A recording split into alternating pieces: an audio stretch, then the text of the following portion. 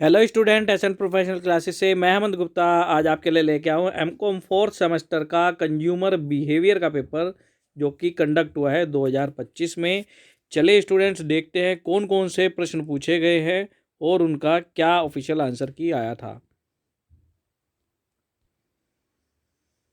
तो क्वेश्चन पूछा गया है आपसे स्टूडेंट्स, निर्णय लेने की प्रक्रिया में संज्ञानात्मक असंतोष कब होता है। ऑप्शन दिए गए हैं, समस्या की पहचान के समय, खरीद के बाद, खरीद से पहले या खरीद के समय। तो इसका आंसर है खरीद के बाद। ऑप्शन नंबर बी इसका करेक्ट आंसर है। इसके बाद नेक्स्ट प्रश्न आपसे एग्जाम में पूछा गया है स्टूडेंट्स, विकल्पों का मूल्यांकन करते समय उपभोक्ता किस पर ध्यान केंद्रित करता है। उत्पाद विशेषताओं पर, विक्रेता की छवि पर, प्रचार या ब्रांड पर। तो इसका आंसर है उत्पाद विशेषताओं पर। इसके बाद नेक्स्ट प्रश्न आपसे पूछा गया एग्जाम में, निम्नलिखित में से कौन सा निर्णय लेने का उदाहरण सीमित निर्णय है। दिए गए ऑप्शन में से जो करेक्ट आंसर है वो है साबुन का ब्रांड बदलना। ऑप्शन नंबर ए इसका करेक्ट आंसर है। इसके बाद नेक्स्ट प्रश्न आपसे एग्जाम में पूछा गया, व्यवसायिक खरीद आमतौर पर किस आधार पर व्यवसायिक खरीदार आमतौर पर किस आधार पर निर्णय लेते हैं। तो ये तर्क संगत विश्लेषण करते हैं। ऑप्शन नंबर बी इसका करेक्ट आंसर है। चलिए स्टूडेंट्स, इसके बाद नेक्स्ट प्रश्न जानते हैं। नेक्स्ट प्रश्न आपसे पूछा गया है, मैस्लो के अनुसार सबसे प्राथमिक आवश्यकता कौन सी है। जो नेस्लो ने नीड हायरार्की थ्योरी दी है उसके अनुसार सबसे प्राथमिक आवश्यक थ्योरी कौन सी है, कौन से प्राथमिक आवश्यकता कौन सी है। तो यह है शारीरिक, फिजिकल नीड, जिसको हम साइकोलॉजिकल नीड के रूप में जानते हैं। इसके बाद नेक्स्ट प्रश्न आपसे पूछा गया है, विक्टर रूम की एक्सपेक्टेंसी जो थ्योरी दी गई है वो किस पर आधारित है। तो यह एफर्ट, परफॉर्मेंस एंड अवार्ड, प्रयास, प्रदर्शन और पुरस्कार पर आधारित है। ऑप्शन नंबर डी इसका करेक्ट आंसर है। इसके बाद हर्जबर्ग की जो टू फैक्टर थ्योरी है, उस हर्जबर्ग ने कौन सी थ्योरी दी, किसके लिए जानने जाता है, ये टू फैक्टर थ्योरी दी। अब उससे संबंधित क्वेश्चन है, हर्जबर्ग के अनुसार असंतोष को कम करने वाले तत्व क्या हैं। तो इसका आंसर है स्वास्थ्य कारक। ऑप्शन नंबर बी इसका करेक्ट आंसर है। इसके बाद नेक्स्ट प्रश्न आपसे पूछा गया, कौन सा सिद्धांत प्रेरणा को जरूरत से जोड़ता है। तो इस प्रश्न का आंसर है मास्लो। ऑप्शन नंबर ए इसका करेक्ट आंसर है। नेक्स्ट प्रश्न आपसे पूछा गया है, उपभोक्ता व्यवहार पर निम्नलिखित में से कौन सा जनसांख्यिकीय कारक प्रभाव डालता है।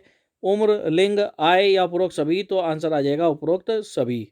इसके बाद नेक्स्ट प्रश्न आपसे एग्जाम में पूछा गया स्टूडेंट्स, शैक्षिक स्तर उपभोक्ता पर किस प्रकार प्रभाव डालता है। ब्रांड चयन पर, उत्पाद की गुणवत्ता को समझने पर, जानकारी, उनकी जानकारी की समझ पर या उपरोक्त सभी पर। तो इसका आंसर आ जाएगा उपरोक्त सभी पर।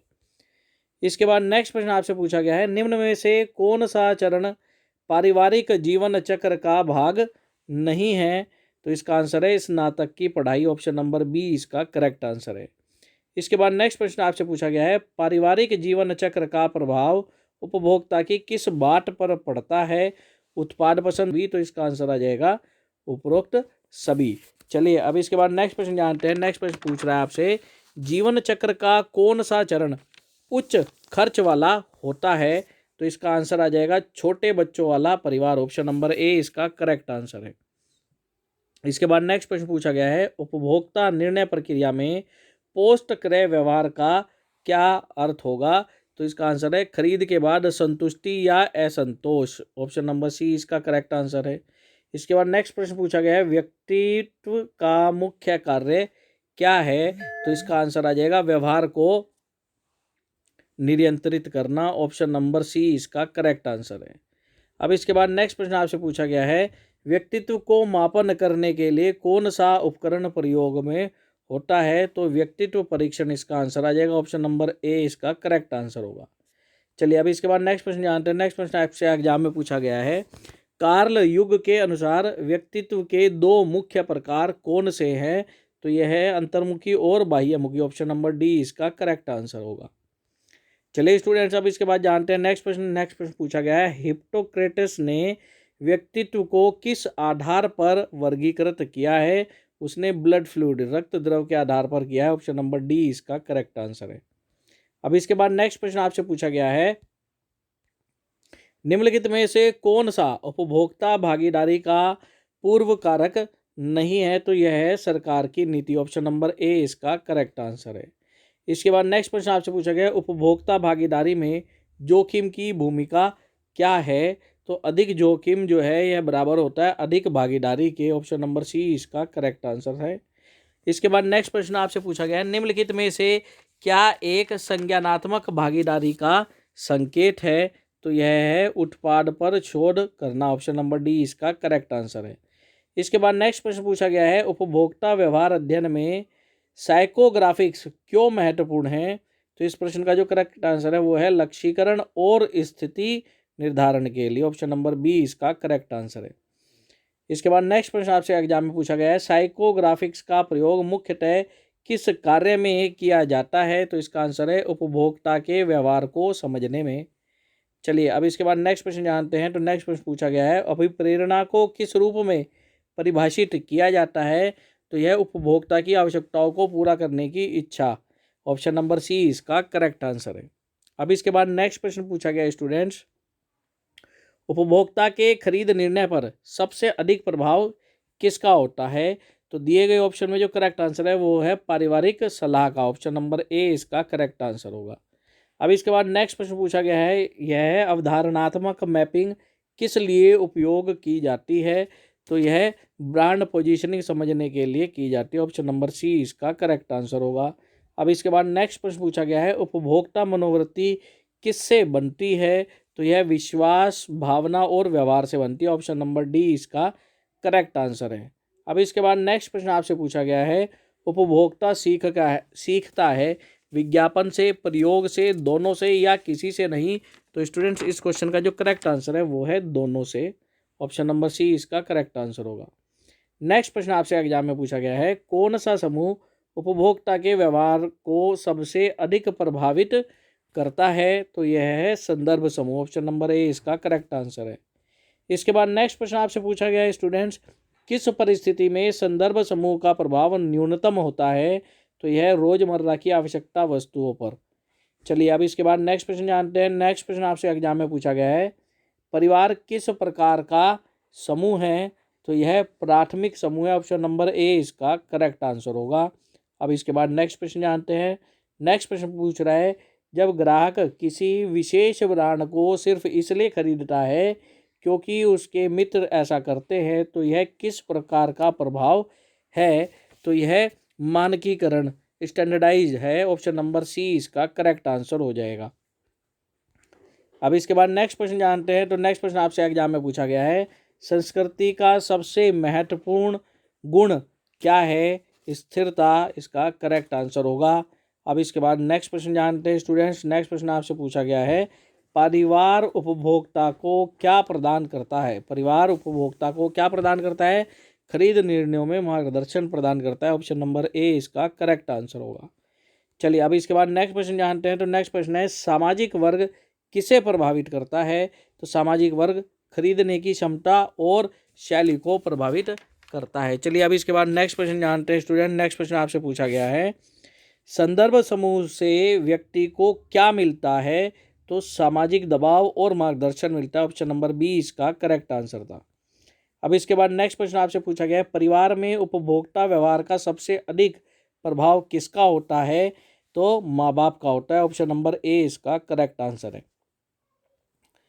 चलिए अब इसके बाद नेक्स्ट प्रश्न जानते हैं। तो नेक्स्ट प्रश्न आपसे एग्जाम में पूछा गया है स्टूडेंट्स, उपभोक्ता किस समूह से अपनी सामाजिक पहचान पाता है? तो वह संदर्भ समूह से। ऑप्शन नंबर ए इसका करेक्ट आंसर है।